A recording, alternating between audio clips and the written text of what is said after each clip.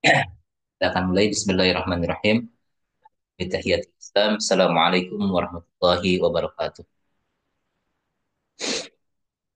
Alhamdulillah. Suma alhamdulillah. Wa la hawla wa la quwwata illa billah. Wa taqala ta'ala fil Qur'anil Karim. Inna Allah yuhibbut tawabin wa yuhibbul mutatahhirin. Jamaah virtual subuh yang dirahmati oleh Allah Subhanahu wa taala. Alhamdulillah pada kesempatan pagi yang penuh keberkahan ini Allah Subhanahu wa taala tentunya memberikan kesempatan kepada kita, memberikan kesehatan kepada kita, sehingga dengan kesehatan dan kesempatan yang Allah berikan kepada kita di pagi hari ini kita dapat bermuajahah secara virtual dalam majelis subuh virtual edisi ke-170 dengan tema fikih toharoh bagian kedua. Insya Allah yang akan disampaikan oleh Ustadz kita, Ustadz Faris Baswedan LC. Tentunya mari kita bersyukur kepada Allah atas segala nikmat karunia-Nya dan tentunya salat serta salam semoga tetap tercurah limpahkan kepada baginda alam Nabi Allah Muhammad Sallallahu Alaihi Wasallam.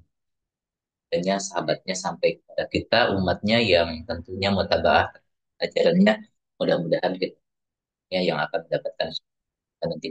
Ya, amin amin ya Allah ya Rabbal Alamin. Jamaah virtual subuh yang dirahmati oleh Allah Subhanahu wa taala, mengawali majlis ini mari kita sama-sama buka dengan membacakan basmalah. Bismillahirrahmanirrahim. Agar lebih berkah lagi, mari sejenak kita merojaah salah satu surah dalam juz 30, surah Asy-Syams. A'udzu billahi minasy syaithanir rajim. Bismillahirrahmanirrahim. Wasyamsi wa duhaha wal qamari idza talaha wan nahari idza jallaha wal laili idza yaghshaha was samaa'i wama banaha wal ardi wama tahaha ونفس وما سواها فألهمها فجورها وتقواها قد أفلح من زكاها وقد خاب من دساها كذبت ثمود بطغواها إذ انبعث أشقاها فقال لهم رسول الله ناقة الله وسقياها فكذبوه فعقروها فدمدم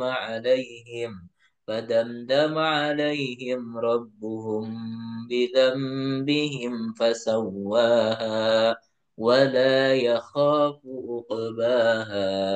Sadaqallahul Adzim. Allahumma arhamna bil Qur'an. Jamaah virtual subuh yang dirahmati oleh Allah Subhanahu wa taala, tentunya kepada segenap pengurus pimpinan cabang Al-Irsyad Al-Sunnah Kota Bandung ya. Mati para hadirin simpatisan jamaah virtual subuh yang dirahmati oleh Allah Subhanahu wa taala, kita memulai kajian ini, mari kita siapkan diri kita agar apa yang nanti disampaikan oleh Ustaz Faris akan banyak faidah yang kita dapatkan dan mari kita siapkan hati, siapkan diri mendapatkan ilmu tersebut dan insya Allah di akhir sesi sebelum nanti ditutup sekian 40 menit kita sisanya barangkali ada tanggapan ataupun ada pertanyaan nanti kami persilahkan. Agar mengefektifkan waktu dalam proses kajian ini langsung saja kepada Ustadz Faris kami persilahkan.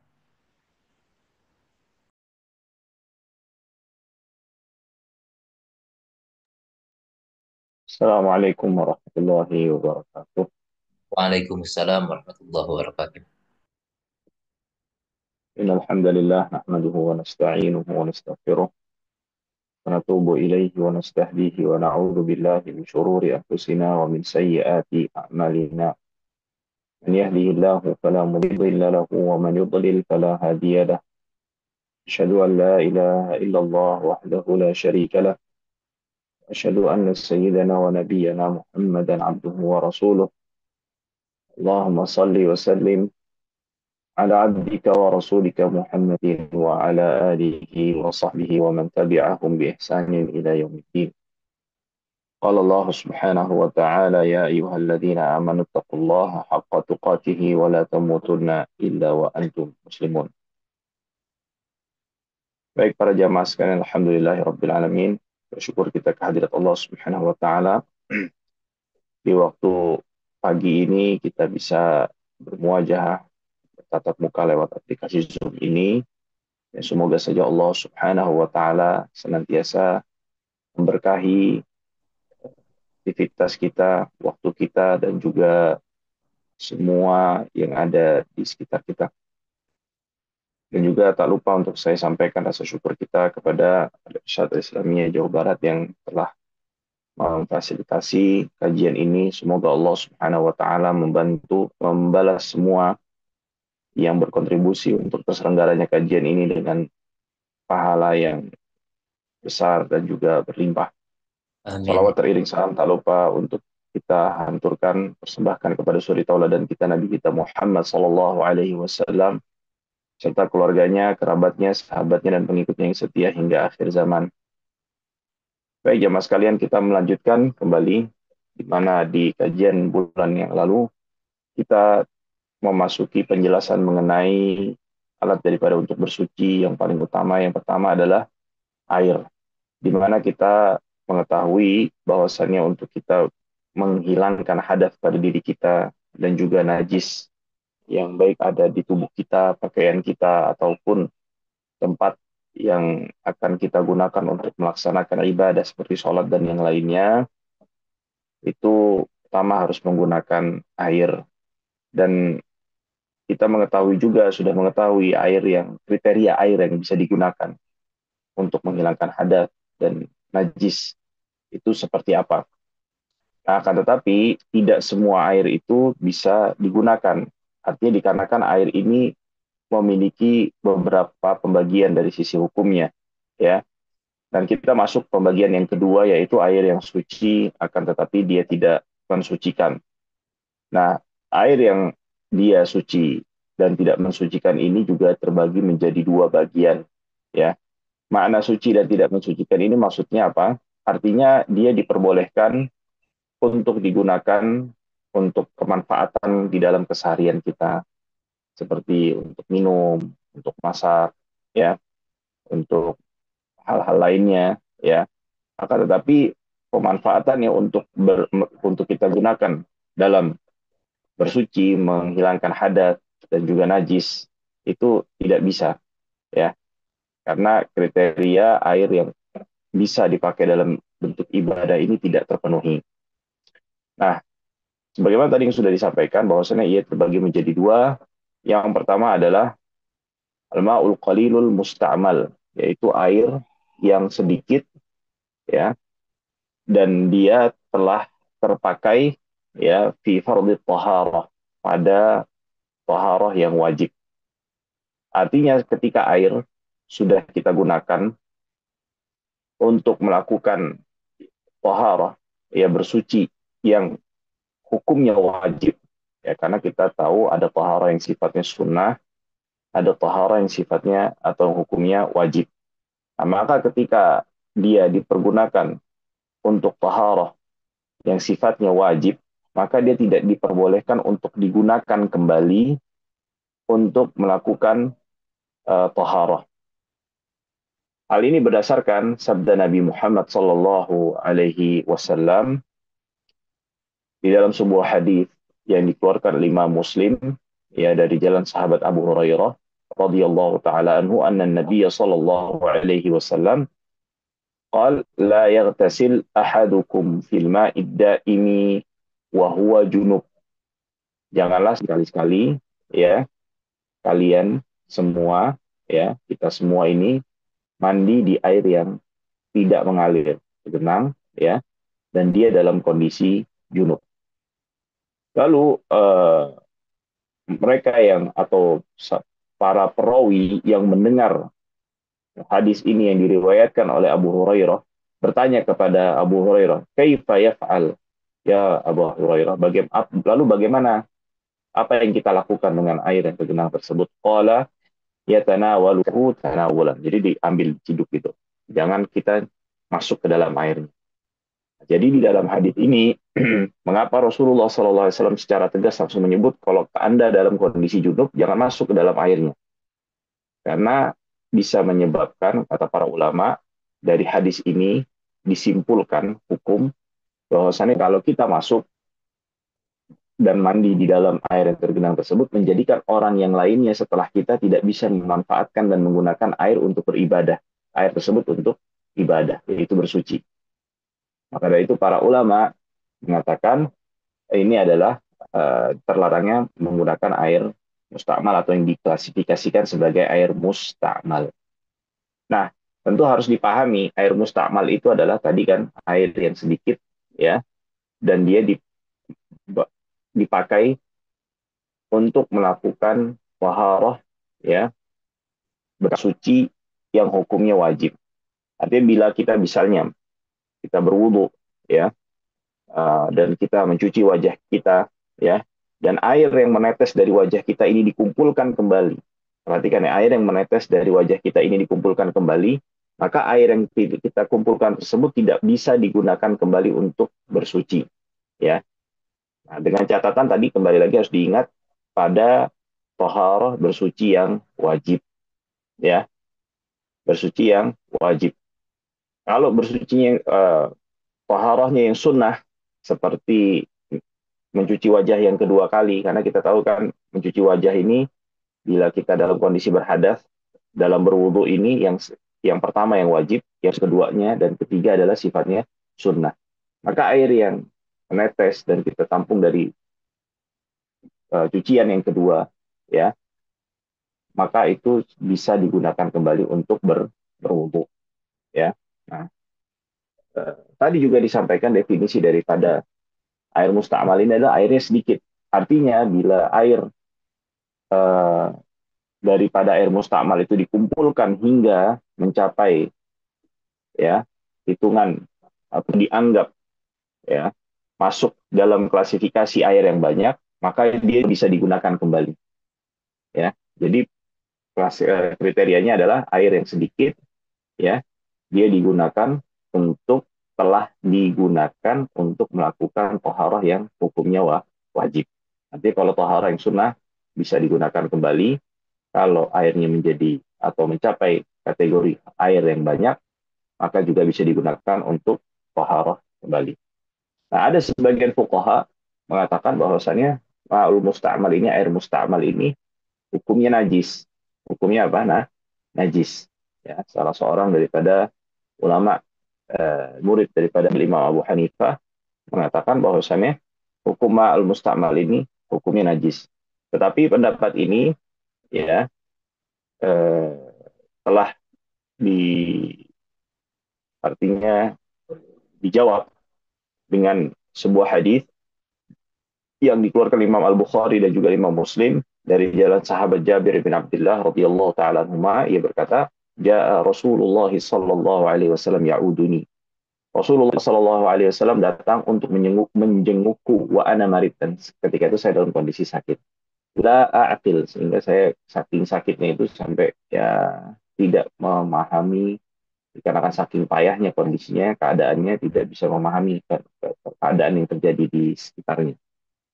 Ya, la a'qil fatawadda, lalu beliau berwudu, fasabba min wudu'ihi alayya, lalu beliau menuangkan air kepadaku, air yang telah digunakan beliau untuk berwudu. Artinya kalau misalnya air mustakmal ini adalah air yang najis, maka nggak akan mungkin Rasulullah Sallallahu Alaihi Wasallam menuangkan air tersebut kepada siapa? Kepada Jabir ibn Abdullah radhiyallahu taala anhu. Baik, lalu yang kedua adalah air yang dia suci tapi tidak mensucikan adalah air yang tercampur dengan sesuatu zat yang larut dan zat tersebut adalah sifatnya suci, tidak najis, ya. Seperti misalnya gula kita tambahkan sehingga air tersebut berubah namanya tidak bisa dikatakan sebagai air, hanya sekedar kita katakan air, tapi kita katakan air gula. Atau misalnya kita tambahkan seperti teh. Nah, sehingga namanya berubah, tidak bisa kita mengatakan ini hanya sekedar air saja, tapi dia sudah memiliki nama yang berbeda daripada nama yang sebelumnya. Ya, baru ketika telah terjadi perubahan seperti ini, ya, bila yang merubahnya adalah zat yang suci, bukan suatu zat yang najis, maka dia tidak bisa digunakan. Ya, untuk apa bersuci? Tapi boleh untuk kita apa? Minum. Nggak mungkin kan air teh kita buang, kita bilang najis karena berubah. Nggak. Nah, ini berdasarkan ijma dari para ulama. Ya, ijma dari para ulama. Ya, sedikit faedah. Ya, ini sedikit berkaitan dengan ilmu usulul fiqh. Ijma dari sisi eh, hukum yang ditunjukkan oleh ijma, ya. Jadi ijma ini kan menjelaskan tentang sebuah hukum, ya. Itu lebih kuat daripada Al-Quran dan Sunnah Nabi Muhammad SAW dari sisi menunjukkan hukumnya, ya. Akan tetapi dari sisi subutnya, sabitnya, tetapnya, ya, bahwasan ini adalah sebuah dalil, ya. Quran dan Sunnah itu lebih kuat daripada ijma, ya.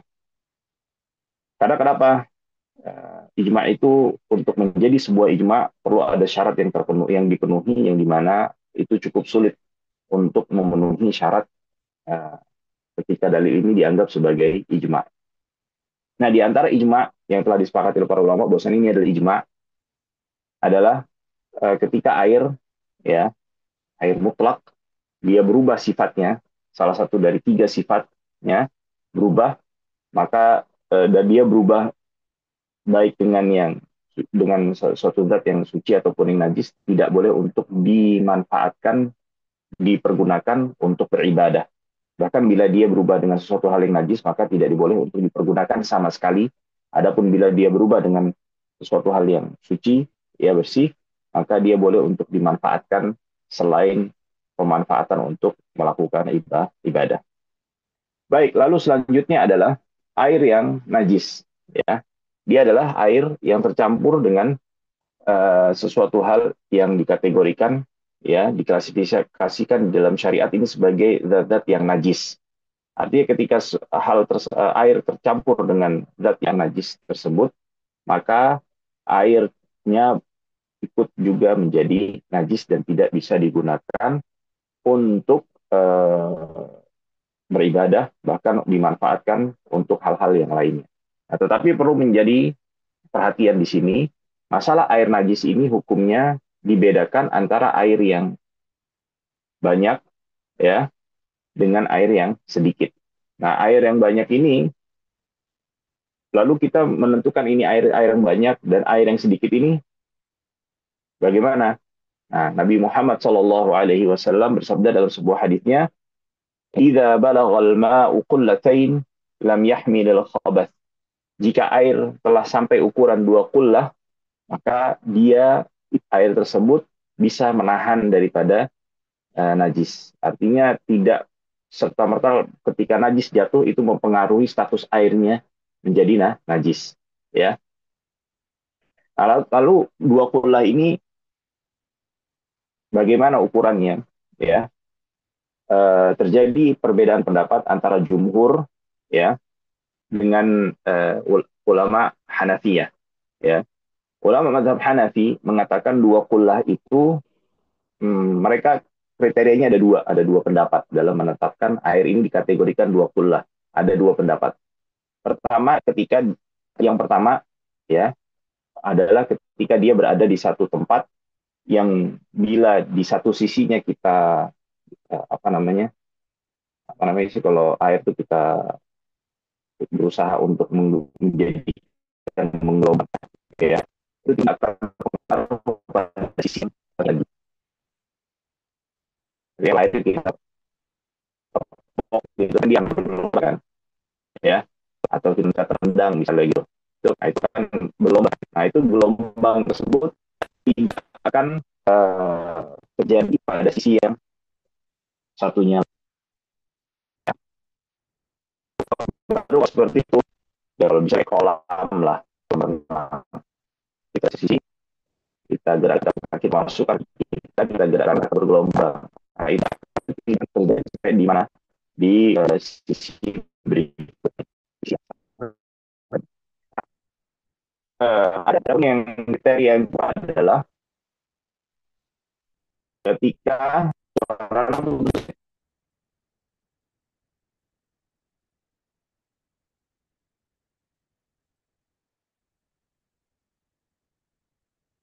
karena Suaranya sama putus-putusan, kurang suaranya putus-putusan. sebetulnya. Ya, Atau mungkin coba Anda pakai nama aja ya. ya. Bentar. Kalaupun ini bisa ditutup videonya dicoba San. Ya, oke. Okay. Terus bagaimana Ya, sekarang? jelas jelasan. Cukup jelas. Oke. Okay. Nah, adapun kriteria yang kedua adalah bila dia berada di satu wadah yang ukurannya panjang lebarnya 10 hasta. Dan ini adalah kriteria yang kedua ini yang dikuatkan oleh mayoritas ulama dari kalangan Hanafiyah. Nah, adapun dari kalangan jumhur, yaitu kalangan mazhab Hanbali dan mazhab Syafi'i, yaitu bila berada di satu wadah, ya, yang dimana ukuran wadahnya panjang, lebar, dalamnya itu adalah satu hasta tambah seperempat. Tambah seperempat itu seperti apa? Dengan 4 jari, ditambah 4 jari. Satu hasta seperempat. Ala kulli hal, ketiga kelompok ulama ini, ketiga kelompok, bahwasannya air ini dibagi menjadi dua, air yang banyak dengan air yang sedikit. Nah, air yang banyak ini adalah air yang ketika dia mencapai 2 kullah dan ke atas seterusnya. Adapun kurang itu dikategorikan air yang sedikit, yang dimana masing-masing dari kedua eh, bagian tersebut memiliki hukumnya, konsekuensi hukumnya sendiri, hukumnya sendiri. Nah, kembali lagi, adapun bila dia air yang banyak, dia tidak akan terpengaruh ketika adanya najis yang terjatuh dan mencampurinya. Selama tidak adanya perubahan. Selama tidak adanya apa? Perubahan. Karena Nabi Muhammad SAW bersabda, "Idza kana al-ma'u qullataini lam yahmilil khabath." Ya, jika air telah mencapai 2 kullah, dia tidak akan membawa najis. Dan dalam riwayat, dalam lafaz yang lain, fa innahu la yanjus, maka dia tidak akan menjadi najis. Nah, tetapi keumuman hadis ini, kan hadis ini sifatnya umum, berubah maupun tidak berubah, dikhususkan dengan ijma. Ijma bahwasannya setiap air berubah karakteristiknya dari sisi warnanya, rasanya, aromanya, baunya, itu mempengaruhi juga dari sisi hukumnya yang ikut berubah. Nah, ketika yang merubahnya adalah suatu hal yang najis, maka airnya juga ikut menjadi najis. Bila yang merubahnya adalah suatu hal yang suci, maka dia tetap menjadi suci, tetapi tidak mensucikan. Tidak bisa digunakan untuk apa? Beribadah. Baik. Lalu di antara dalilnya yang lain adalah sabda Nabi Muhammad sallallahu alaihi wasallam, "Idza staiqadha ahadukum min naumihi." Jika setiap dari kalian bangun daripada tidurnya, fala yaghmis yadahu, jangan celupkan tangannya fil ina'i pada wadah air, hatta yaghsilaha thalathan, sampai dia mencucinya terlebih dahulu sebanyak 3 kali. Fa innahu la yadri aina batat yadu, karena dia nggak tahu tadi malam tangannya nginep di mana. Maksudnya tangan yang nginep di mana tuh bagaimana? Jadi penjelasannya begini. Dahulu orang-orang Arab secara khusus ya di kota Madinah, nggak setiap orang Arab. Karena yang namanya orang Arab itu banyak cakupan yang jangkauan. Ala kuliah orang Arab di Madinah saat itu umumnya mereka bersuci itu menggunakan batu. Yang dimana ketika mereka istinja dengan batu itu tidak akan bisa membersihkan secara keseluruhan seperti ketika seseorang bersuci atau beristinja dengan menggunakan air. Pasti ada sisa-sisanya.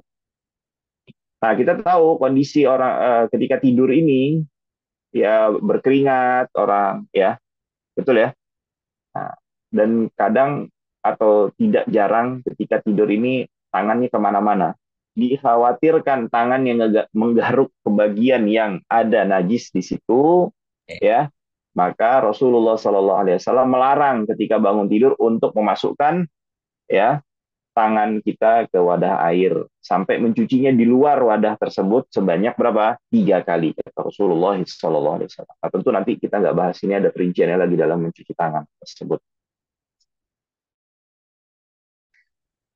Jadi kalau airnya sedikit, ya, nah ini Rasulullah SAW sampai melarang, padahal apa namanya tidak bisa memastikan bahwasannya tangan kita ini ada najis atau tidak, ya.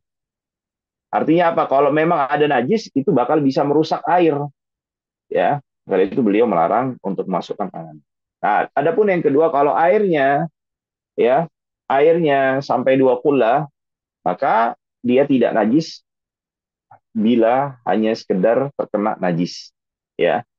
Harus dia terjadinya perubahan atau najis yang mencampurinya itu harus merubah eh, airnya baik dari sisi warnanya ataupun dari sisi aromanya ataupun dari sisi eh, rasa, warna, aroma.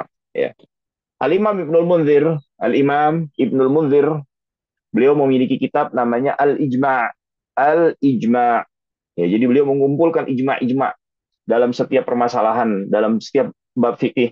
Beliau mengatakan ajma'u annal ma'al qalila awil kathira awil kathira idza waqa'at fihi najasatun faghayyarat ta'man aw launan aw rihan fahuwa najis. Para ulama telah bersepakat berijma' bahwasannya air yang sedikit ataupun yang banyak jika terkena najis lalu sampai najis tersebut merubah rasanya ataupun warnanya ataupun pada aromanya maka dia berubah menjadi apa?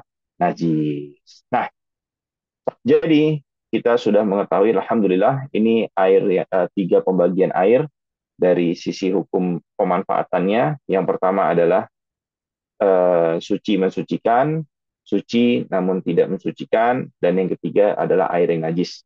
Alhamdulillah kita selesai apa namanya menjelaskannya, membahasnya. Nah, maka yang bagus ya selayaknya kita untuk mengetahui ya setelah kita mengetahui bahwasannya air najis ini tidak bisa dimanfaatkan sama sekali ya kita harus mengetahui apa saja yang bisa atau apa-apa saja yang dikategorikan najis di dalam syariat. Nah, najis secara syariat itu adalah mustaqdar. Ya, secara bahasa itu maknanya adalah setiap hal yang menjijikkan, ya. Setiap hal yang menjijikkan dianggap kotor. Adapun dari dalam sisi syariat, secara istilahnya adalah mustaqdarun yamna'u sihhatas shalah. Setiap hal kotor yang dimana konsekuensi kotor tersebut bila mengenai tubuh, pakaian ataupun tempat ibadah kita itu bisa menyebabkan tidak sahnya sholat yang kita kerjakan. Ini istilah sebetulnya kurang ini, cuman ini istilah yang apa? Istilah yang sederhana saja untuk bisa mempermudah kita memahami. Ala kulli hal, perbedaannya begini antara najis dengan hadas ya, untuk bisa memahaminya. Najis itu sifatnya zat, sifatnya adalah zat. Adapun hadas, hadas itu adalah sifat adalah sifat. Lebih mudahnya lagi, gampangnya begini. Antum ketika maaf buang air besar, ya, yang antum keluarkan itu adalah najis. Setelah antum mengeluarkan, antum menjadi ya orang yang berhadas. Itu bisa kelihatan nggak perubahan antara antum pasca pra dan pasca buang air besar kan nggak kelihatan tuh, nggak ada perubahan ya udah. Ustaz. And then Mustafa ya begitu-begitu aja, ya nggak ada yang berubah. Ya. ya,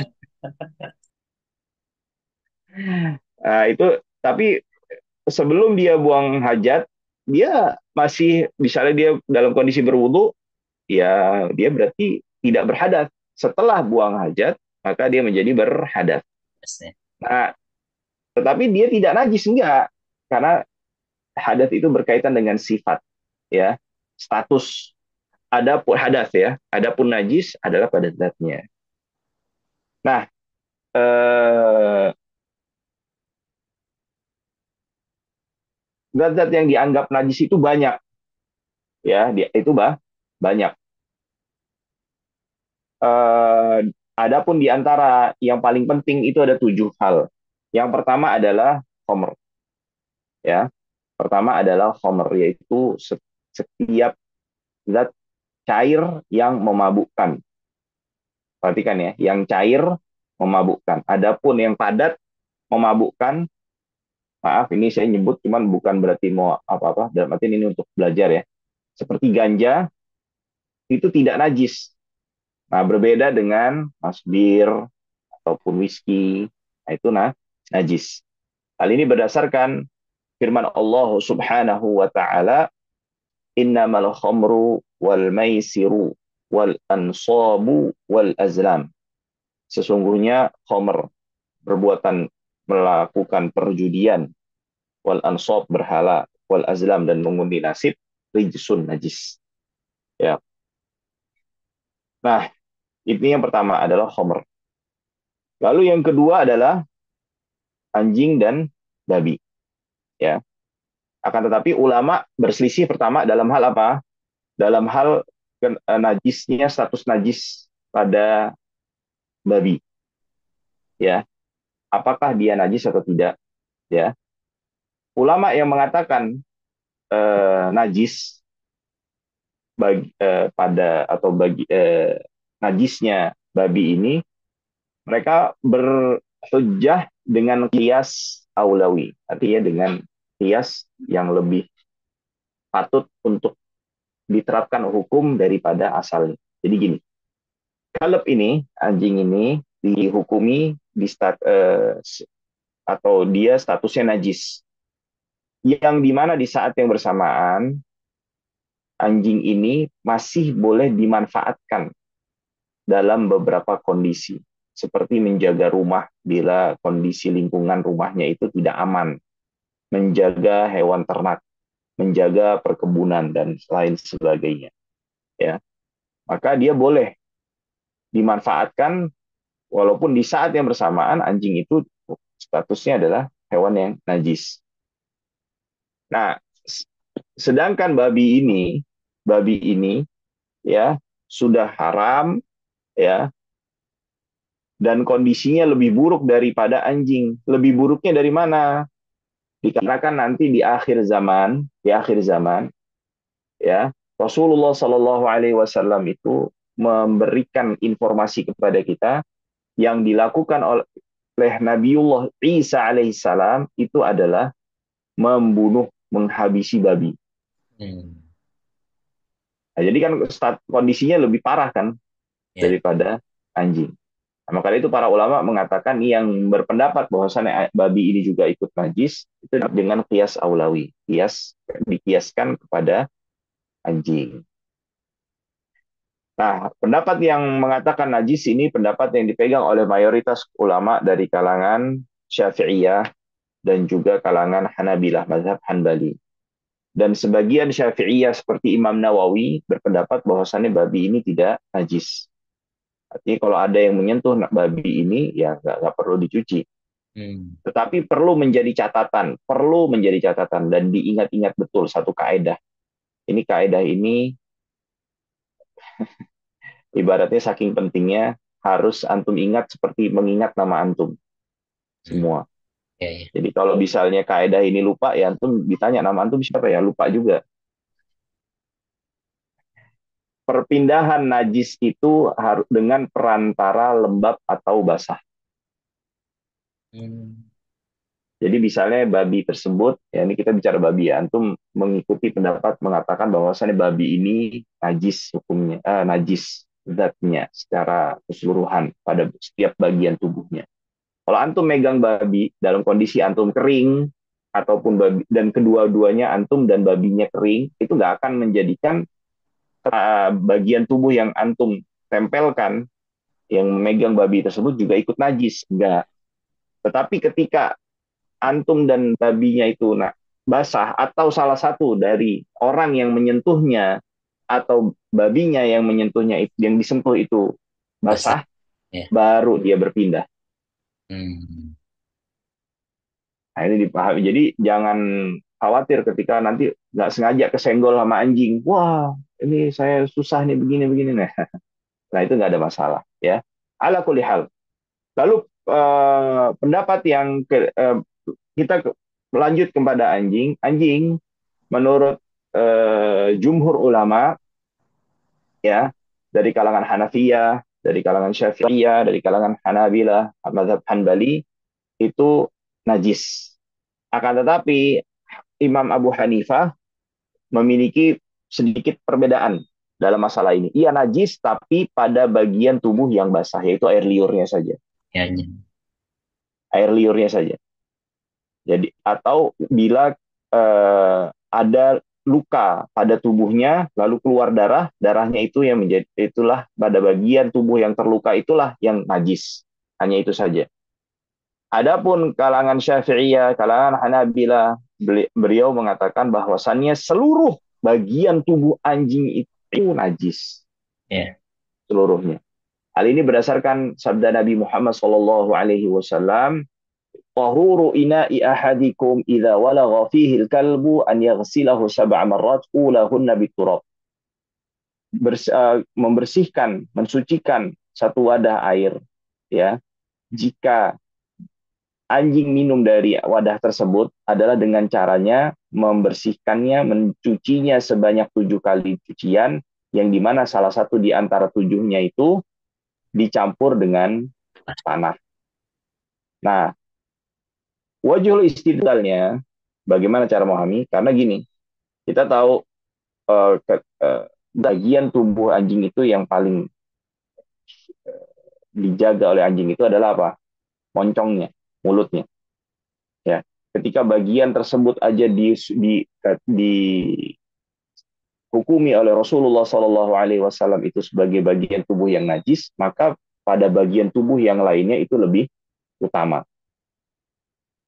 Nah, adapun dalam mazhab Maliki, hukum anjing ini atau status anjing ini tidak najis. Itu jadi jangan heran tuh, kayak misalnya ada di sebagian di negeri Arab suka melihara anjing, bahkan ada perlombaan balap anjing. Ada tuh. Nah, itu biasanya dilakukan di mana? Di Benar. UAE, Uni Emirat Arab, ya. Yang di mana di negara tersebut umumnya Mazhab Malik. mereka menerapkan mazhab Maliki. Jadi tidak dihukumi atau distatuskan sebagai hewan yang najis. Lalu yang ketiga adalah yang najis adalah bangkai. Bangkai ini apa? Setiap hewan pertama yang boleh dimakan tetapi dia mati tanpa melalui proses penyembelihan yang syar'i. Ya. Setiap hewan yang bisa dimakan, ya, yang bisa dimakan kambing, sapi, ayam, tapi matinya tanpa melewati proses apa? Penyembelihan yang syar'i. Adapun yang kedua adalah setiap hewan yang tidak bisa dimakan ketika dia mati, bagaimanapun cara matinya, ya proses matinya itu dengan proses seperti apapun, maka dia hukumnya najis. Ya. Nah, lalu adapun berkaitan dengan hewan, ada yang dikecualikan, ada yang dikecualikan. Oh, no. Yaitu pertama adalah ikan dan juga belalang. Ikan dan belalang ini kan, ikan cara bunuhnya kan nggak mungkin disembelih, bisa diketok, boh. Nah, itu kalau kalau kita pakai terapkan definisi yang tadi disebutkan, ya berarti ikan ini najis. Ya, ya. Nah, sedangkan ulama atau syariat, ya, mengecualikannya dengan sebuah hadis, uhillat lakum maitatani wa daman, telah dihalalkan bagi kalian, ya, dua bangkai dan dua darah. Fa'ammal maitatan, adapun dua bangkai itu adalah ikan dan juga belalang. Baik. Lalu yang selanjutnya yang najis adalah darah yang mengalir. Darah yang mengalir. Artinya kalau ada darah yang tidak mengalir, yang hanya berada pada tempat keluarnya darah tersebut, itu tidak dimasukkan dalam status najis. Dan yang kelima ya adalah maaf kotoran manusia. Kotoran manusia ya, kotoran manusia. Dan yang keenam adalah setiap bagian tubuh dari hewan ya yang bangkainya najis terputus ketika dia hidup. Perhatikan ya. Jadi kalau ada hewan bangkainya najis. Seperti apa? Kalau bangkainya najis seperti kambing, Sapi. ya, sapi, ayam. Nah, ada bagian tubuhnya yang terputus di waktu dia hidup, bagian yang terputus itu hukumnya mengikuti seperti hukum bangkainya. Jadi kalau hukum bangkainya bersuci, maka bagian yang terputus tersebut hukumnya apa? Suci juga. Kalau hukum bangkainya najis, maka bagian yang terputus tersebut hukumnya adalah najis. Jadi dia mengikuti status bangkainya. Bagaimana status bangkainya? Apakah dia bersih, suci, atau apakah dia najis? Nah, jadi dari sini bisa kita ambil kesimpulan apa? Misalnya ada seseorang yang memakan bagian daripada ikan yang masih hidup yang terputus itu boleh. Karena kenapa? Bangkai ikan itu suci. Nah, karena bagian yang terputusnya itu juga akhirnya menjadi ikut suci dan boleh untuk dikonsumsi dan dimakan. Nah, kalau misalnya ada seseorang yang misalnya bagian dari paha kambing yang masih hidup terputus, itu tidak boleh dikonsumsi. Karena kenapa Rasulullah Shallallahu Alaihi Wasallam bersabda dalam sebuah hadis yang dikeluarkan Imam Al Hakim, "Ma quti'a min bahimatin fahuwa maitah." Yang terputus daripada hewan ternak itu seperti hukumnya adalah hukum bangkai. Ya, baik. Lalu yang selanjutnya yang terakhir, yang najis adalah apa? Eh, Susu daripada hewan yang tidak dimakan. Seperti apa susunya harimau, macan, ya. Terus susunya keledai. Nah, itu hewan-hewan yang tidak bisa dimakan, maka hukum daripada susunya itu adalah najis. Kenapa? Karena Allah Subhanahu wa taala mengabarkan bahwasannya proses susu itu berasal dari tempat ya yang bersinggungan ya dengan sesuatu hal yang najis. Baik. Nah, lalu bagaimana cara membersihkan najis itu sendiri?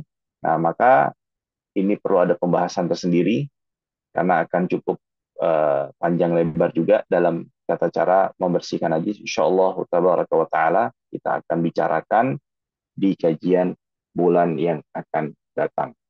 Wallahu taala a'la wa a'lam. Ya, Masya Allah, Barakallah Ustaz, kait dengan penjelasan toharoh bagian air ya di dalamnya, jelaskan tentang macam-macam air berikut dengan hal yang najis. Ya, Alhamdulillah memberikan satu hazanah penguatan gitu ya. Kadang hal terkait dengan toharoh ini disepelekan gitu ya, padahal itu kunci utama dalam beribadah, terutama kunci dalam ibadah sholat gitu ya, diawali dengan berwudu. Alhamdulillah, mudah-mudahan dari apa yang sudah disampaikan sudah cukup jelas. Namun tentunya dalam kesempatan ini tidak ada salahnya kita optimalkan.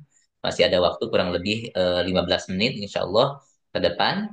Alhamdulillah ada satu pertanyaan. Pertama, Ustadz, bagaimana dengan Hmm, air sungai yang sudah berubah warnanya karena larutan humus airnya berubah berwarna ungu? Itu seperti apa, Ustadz? berwarna ungu. Itu apa yang nyampur ya? Kalau mungkin kayak gimana ya? Larutan humus airnya berubah berwarna ungu. Contoh di Sungai Siak Riau, Ustaz. Iya, itu berubah karena apa itu? Karena dengan apa yang penyebabnya dia berubah. Kalau misalnya berubahnya kayak begini, Iya. kadang sungai itu berwarna coklat. Iya, Benar kan? betul betul Ustaz. Nah, itu kan warna coklatnya karena bercampur dengan tanah. Oh iya. Hmm. Nah, kalau dia bercampur dengan tanah, maka dia hukumnya suci dan mensucikan. Karena dia berubah dengan sesuatu yang tidak memungkinkan bagi air itu pada umumnya dipisahkan. Oke, iya. Jadi bisa lebih gini, perlu juga diperhatikan, memang ini saya nggak bicara terlalu rinci ya, Iya, karena iya. saya bicarakan yang dasar-dasarnya dulu. Iya, Jadi air itu berubah kan juga menjadikan statusnya pun ikut berubah kan. iya. Akan tapi ada pengecualian, ada pengecualian. Di antaranya berubah dengan sesuatu yang memang tidak bisa air itu dipisahkan dengan hal tersebut. Contoh, ketika di kolam itu mulai tumbuh yang namanya apa? Tohluk, tohluk itu bahasa Indonesia yang warna hijau tuh Oh yang iya, ada di iya. kolam. Iya, iya. Apa namanya? Eh, itu Ustaz. Apa? Eh, iya betul, ada. Apa lupa namanya? Ya, Kanggang, kanggang, Lumut. Iya, lumut. lumut. Ya, lumut ya, lumut. berubah dari Iya, karena lumut. Nah, itu kan kita nggak akan dapatkan air melainkan hampir pasti ada yang namanya lumut. iya. Nah, itu kalau berubah seperti itu tidak merubah status airnya. Oke. Begitu juga seperti berubah karena apa? Karena dia berada di aliran di sungai yang notabene tanahnya itu ya mencampurinya sehingga merubah airnya. Nah, itu tidak merubah statusnya. Iya. Yang awalnya dia suci mensucikan tidak berubah menjadi hanya suci saja. Nah, begitu juga karena misalnya air tersebut ya dia karena saking lamanya diendapkan, nah itu kan suka berubah tuh. Ditaruh di wadah, didiemin lama, terus nanti berubah jadi agak keruh, agak kuning-kuning gitu. Nah, Iya. itu juga tidak merubah status Terus, airnya eh, yang awalnya suci mensucikan menjadi hanya suci saja. Intinya di apa dia tidak berubah status hukumnya ketika berubah dengan sesuatu yang dimana pada umumnya air tidak bisa terlepas dari hal-hal tersebut. oke. Ustaz, Oke. kalau Nah, kalau mungkin tadi limbah, kalau limbah ya limbah, limbah industri. ya udah dilihat limbahnya ini dari apa, dari hal yang najis kah atau hal yang bersih suci kah? Ya maka dia mengikuti daripada hukum yang merubahnya. Nah, misalnya kayak uh, tadi ungu mungkin dari perwarna tekstil mungkin ya, karena nggak tahu juga. Maka pewarna tekstil kan hukumnya apa? Ya suci aja. Ya udah kalau ketika dia berubah ya maka dia menjadi suci namun tidak mensucikan. Namun kalau misalnya berubahnya karena hal-hal yang sifatnya najis ya maka dia berubah menjadi najis. Wallahu a'lam bishawab. Jadi perlu diketahui terlebih dahulu eh, apa yang merubahnya itu apa. Kayak gitu. Baru Ya, bisa kita menghukumi airnya. Wallahu a'lam bishawab. siap. Cukup jelas, alhamdulillah. Sangat jelas Ya. dari apa yang disampaikan, Ustaz. Ini mungkin eh, bukan ada irisan, tapi mungkin bisa dijawab aja, Ustaz. Apakah Ustaz mau bertanya, apakah ketika perjalanan memakai kendaraan mobil atau bis tidak memungkinkan untuk berhenti? Apa boleh bertayamum untuk melaksanakan sholat di kendaraan? Nggak boleh bertayamum selama masih ada air. Ya, Ini anak betul. tegesin ya. Ya, ya, Tidak boleh ya, selama masih ada air. ya. Karena Allah Subhanahu wa taala mengkaitkan kebolehan kita bertayamum ketika tidak mendapatkan air. Fa illam tajidu ma'an, jika kalian tidak Kan. mendapatkan air maka diperbolehkan bagi kalian untuk bertayamum. Jadi bukan karena safarnya doang Hmm, ya. Allah berbicara safar itu karena pada umumnya di zaman itu dan mungkin di zaman yang akan datang wallahu alam kita nggak tahu ya. Orang kalau safar ini cenderung persediaan airnya sedikit, betul ya? Ya, betul. Kita jangan bicara di Indonesia doang. Islam ini bukan untuk orang Indonesia aja. Ya. Di Afrika, di mana dan seterusnya ya. Ya begitu. Bukan berarti kalau safar saja terus kita boleh tahu, enggak boleh. Ya, Hmm. memang ada yang berpendapat seperti itu. Itu tapi pendapat yang syadz. Saya ingatkan, jangan diikuti. Hmm. Ya, baik. Wallahu a'lam bishawab. Jadi Sad, Afwan, solusinya ketika di kendaraan ya bisa dijama aja Sad ya solusinya. Hmm? Ya kalau misalkan dia, Ya, di kendaraan bisa dijamak, iya dijama bisa aja kan dijamak ya. solusinya. Iya, Betul. iya, dijamak. Nah, itu bisa jadi menggunakan misalnya spray. Iya. Nah, spray tapi perlu perhatian ketika menggunakan spray ini semprot taruh di tangan sampai menggenang terlebih dahulu. Hmm. Bukan hanya sekedar disemprot-semprot aja udah terus diratain, enggak. Harus menggenang dulu supaya airnya mengalir Iya, iya. Hmm. ya. Iya, iya. Nggak bisa. Masa bawa air di dalam botol spray susah kan enggak kan? Iya, iya, iya. Ya Allah alam Ya, soal. Stan, lanjutan yang tadi dulu takut berubah, takut lupa. Hmm. Berubah warna karena larutan daun yang membusuk, Stan. Yang tadi Nggak ada pertanyaan, masalah, nggak ada nggak jadi masalah masalah. karena hukumnya biasanya yang namanya air itu suka berdekatan dengan pohon. Ya, oke, oke. Selama perhatikan, selama daun tersebut tidak dilemparkan ke dalam air. Kalau jatuh dengan sendirinya, Ya. maka itu tidak merubah status Hmm. airnya. Tapi kalau dilemparkan, itu tidak maaf baru merubah status. Oke, oke. Baik. Ya, tadi mungkin menguatkan kembali apakah tayamum berlaku bila masih ada air di sekitar contoh di kereta api. Tadi jadi pertanyaannya, kalau di pesawat juga bisa tayamum nggak Ustaz? Nggak Iya, ada. siap, Ya. siap. Oke, pertanyaan berikut, Zan. Apakah perbedaan antara air mutlak atau air murni dan air mustamal atau air bekas pakai seperti apa? Ada beberapa di apa? Ada di beberapa masjid lama. Maksudnya sebentar. Apakah perbedaan antara air mutlak, ya, air murni dan air mustamal, air bekas pakai seperti apa? Seperti apa? Ada di beberapa masjid. Maksudnya gimana ya? Zan, Ya tadi air mustakmal itu adalah ya, air yang dipakai, airnya sedikit pertama, ya, betul. dan dia dipakai untuk bersuci yang hukumnya wajib. Ya, betul. Ya, baik. Kemudian San, ini pertanyaan cukup banyak dan berbicara fikih, ya pasti akan banyak pertanyaan. Bagaimana dengan Ya, orang yang ini ada, walaupun ada irisan karena irisan dengan air ya. Bagaimana ya. dengan orang yang terbaring sakit? Apakah diperkenankan untuk bertayamum? Lihat sakitnya. Kalau Hmm, sakitnya memang tidak diperkenankan untuk menggunakan air, dokternya mengatakan ini nggak boleh kena air dulu, misalnya luka atau apalah gitu.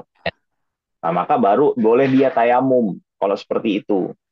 Akan tetapi kalau sakitnya itu tidak menghalangi pasien tersebut untuk menggunakan air, tetap harus wajib kudu berwudu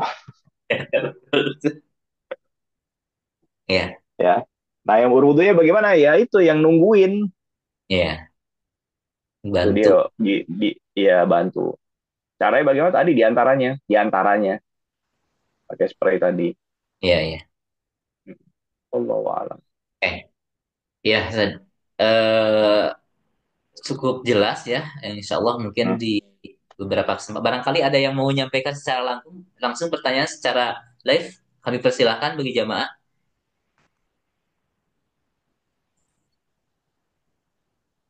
Oke, Bagaimana cara tayamum yang benar? Nanti ada ada ada sesinya saja. ya. Jangan Dan buru-buru. Dalam ya, sebuah kaidah fikih itu, man ta'ajjala qabla awanihi uqiba bihirmanihi. ya, Siapa yang menginginkan mengambil sesuatu sebelum saatnya, dia akan dihukum dengan dihalangi dari hal tersebut. Ya, ya betul betul. Ya, ini masih ada irisan sedikit dengan karena irisan dengan air ya. Nah, Bagaimana bagaimana kan terkait dengan pengoptimalan air ya. Misalkan air dalam satu gelas aqua itu untuk berwudu karena keterbatasan itu bisa dikondisikan nggak sekarang? Bagaimana untuk tata caranya? Secara singkatnya, San. apa tuh apa? Gimana gimana? Berwudu dengan air yang minim, misalkan satu gelas air aqua, air air gelas gitu hitungannya. Ya, Itu ya. ya nanti deh jangan sekarang ya. Oke, Soalnya siap. buka kamera aja putus-putus. Iya, iya, iya. Siap, siap, siap, siap. Ya, Eh, ya cukup, Zed. Ini satu pertanyaan terakhir. hmm. Zed izin bertanya, ketika kita setelah berwudu, kemudian kita melewati air yang menggenang saat mau masuk ke dalam masjid, bagaimana dengan hukum wudunya itu? Apakah masih sah? Sah, sah nggak ada masalah. Kan itu airnya kan kita tidak memastikan bahwasannya ada najis di atau air tersebut air yang najis. Ya, ya Kalaupun tuh. airnya najis, kalau misalnya airnya najis, itu tidak membatalkan wudhu. Hanya Oh, saja kita diwajibkan untuk membersihkannya supaya kita bisa sholat. oh ya, ya. Siap, siap, siap. Betul. Hmm. Ya, ini masih ada pertanyaan, Ustaz Afwan. Diteruskan dulu. Apakah air bekas wudhu atau mandi junub atau disebut air mustamal dapat digunakan kembali untuk bersuci? Tadi mungkin sudah diinikan. Apa yang dimaksud dengan air mustamal dalam fikih toharoh dan apakah ada pengecualian dalam penggunaannya? Ya, tadi sudah Ya, disebutkan air mustamal itu air sedikit, ya betul. airnya sedikit. Dan dia dipakai untuk toharoh yang wajib. Ya, Jadi kalau toharohnya sunnah, dia tidak menjadi mustamal. ya, Seperti toharoh sunnah itu seperti apa? Seperti apa toharoh sunnah? Misalnya mengulang wudhu. ya, Kita ada wudhu, wudhu lagi. Nah, dalam kondisi kita berwudhu nih, wudhu belum batal, terus wudhu lagi. Nah, itu ya, toharoh sunnah. Atau ketika kita misalnya mencuci wajah kita di basuhan yang kedua dan yang ketiga, itu adalah yang sunnah. nah, Yang wajibnya yang pertama.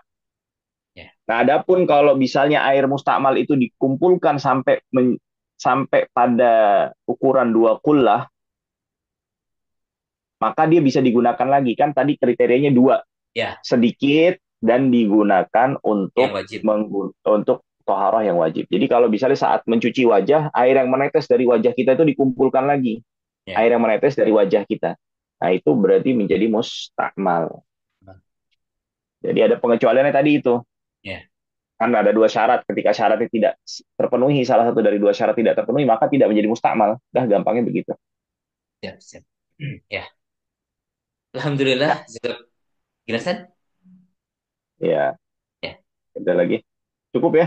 Kayaknya ya, Alhamdulillah sudah jam 6.29. Alhamdulillah Ya. untuk kajian hari ini terkait dengan fikih bagian kedua ini sangat memberikan banyak penguatan bagi kita terkait bagaimana toharoh yang semestinya kita perhatikan karena itu bagian yang tidak terpisahkan dalam kita beribadah kepada Allah Subhanahu wa taala. Jazakumullah khairan katsiran pada Ustaz Faris Baswedan yang sudah Wa iyyakum. menyampaikan ilmunya. Amin. Wa iyyakum juga. Mudah-mudahan Allah Subhanahu wa taala senantiasa memberikan kesehatan bagi antum, Ustaz, keberkahan, Amin, amin ya Rabb. Amin ya Rabb. berikan Antum manfaat juga semua. bagi Al-Irsyad Al-Islamiyah Kota Bandung terkhusus dan Jawa Barat ataupun sekitarnya yang kami tidak sebutkan satu persatu. Terima kasih atas kebersamaannya. Insya Allah kita akan bertemu di sesi berikutnya, di pekan berikutnya dengan materi yang Amin. lain. Insya Allah dengan Ustaz Faris pun nanti kita bertemu dalam kajian fikih selanjutnya. Mari kita akhiri majlis ini dengan sama-sama baca istighfar, hamdalah, dan doa majlis. Astagfirullahaladzim. Alhamdulillahirabbil alamin. Subhanakallahumma wa bihamdika asyhadu an la ilaha illa anta astaghfiruka wa atubu ilaik. Mohon maaf dari kami sebagai MC barangkali ada hal yang tidak berkenan. Aku qouli hadza wa astaghfirullahaladzim. Assalamualaikum warahmatullahi wabarakatuh. Waalaikumsalam warahmatullahi wabarakatuh. Syukran kathiran. Jazakumullah khairan. Wa iyyakum Jazakallah.